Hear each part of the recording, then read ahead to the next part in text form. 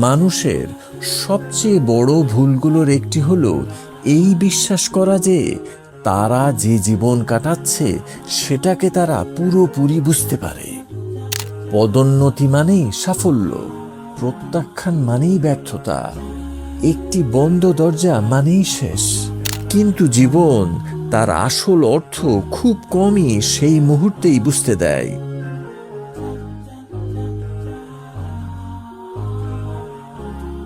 আজ যেটাকে আপনি ব্যর্থতা ভাবছেন, হয়তো সেটাই চুপচাপ এমন এক ভবিষ্যৎ গড়ে দিচ্ছে যেটা আপনি এখনো দেখতে পাচ্ছেন না। সমস্যা হলো, মানুষ গল্প শেষ হওয়ার আগেই একটি অধ্যায় থেকে পুরো গল্পের বিচার করে ফেলে।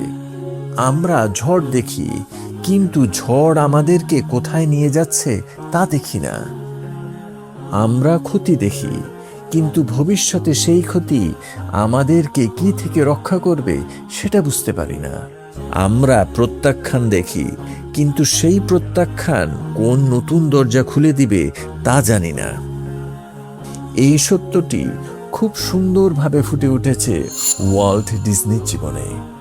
ওয়াল্ট ডিজনি, যাকে বলা হয়েছিল তোমার কোনো সৃজনশীলতা নেই, আজ পৃথিবী জানে ডিজনিল্যান্ড, মিকি মাউস, রূপকথার দুর্গ আর অসংখ্য কার্টুন চরিত্রকে।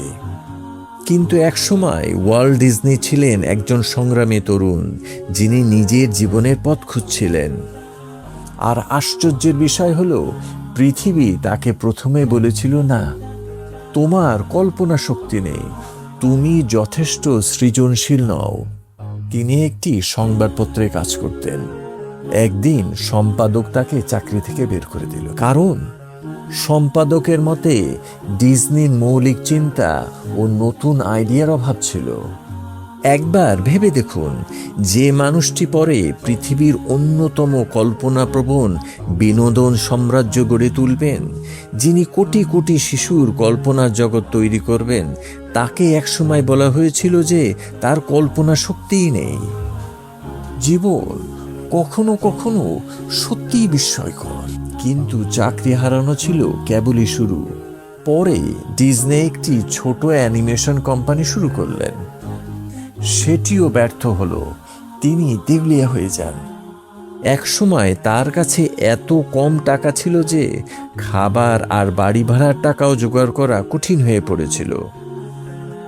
দিনের পর দিন কেটেছে অনিশ্চয়তায়, প্রত্যাখ্যানে আর হতাশায়।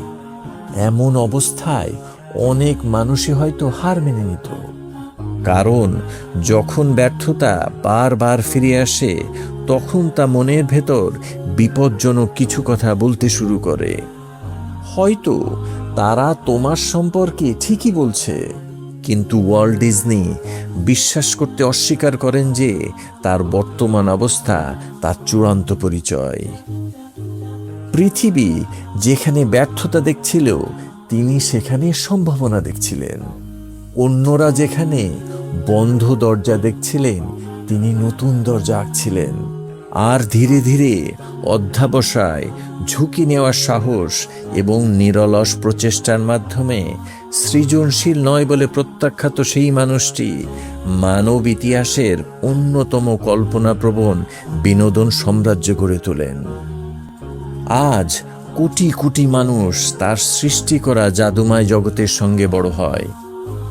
শিশুরা হাসে, কারণ তিনি হাল ছাড়েননি।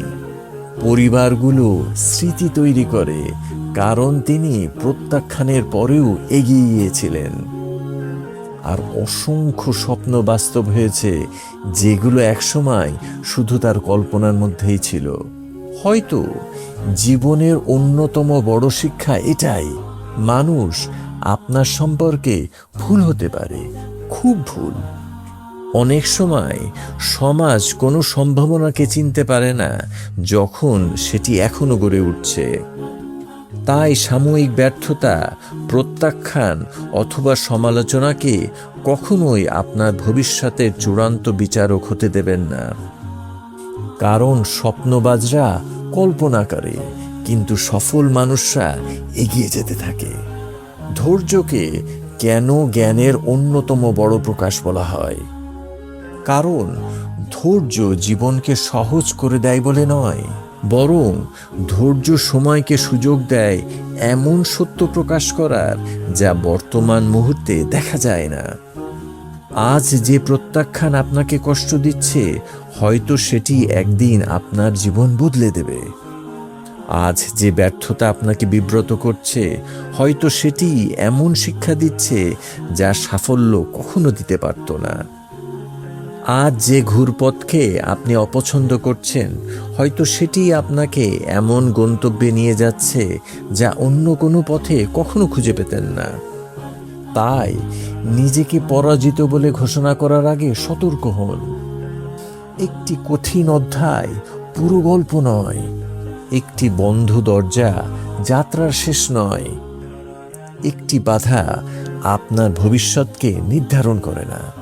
শিখতে থাকুন, বড় হতে থাকুন, এগিয়ে যেতে থাকুন, কারণ ফলাফল দৃশ্যমান হওয়ার অনেক আগেই প্রচেষ্টা কাজ শুরু করে। আর জীবন অনেক সময় ঘটনাগুলোর অর্থ বুঝিয়ে দেয় সেগুলো ঘটে যাওয়ার বহু পরে। একদিন হয়তো আপনি পিছনে ফিরে তাকিয়ে দেখবেন যে বাধাগুলো আপনাকে প্রায় হাল ছাড়িয়েই দিয়েছিল, সেগুলো আপনার পথ আটকে দিচ্ছিল না, বরং আপনার পথ তৈরি করছিল। তাই একটু ধৈর্য ধরুন, আর একটু এগিয়ে যান। গল্প এখনো শেষ হয়নি।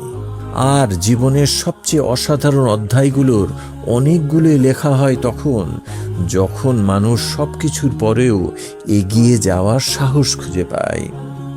See you next time.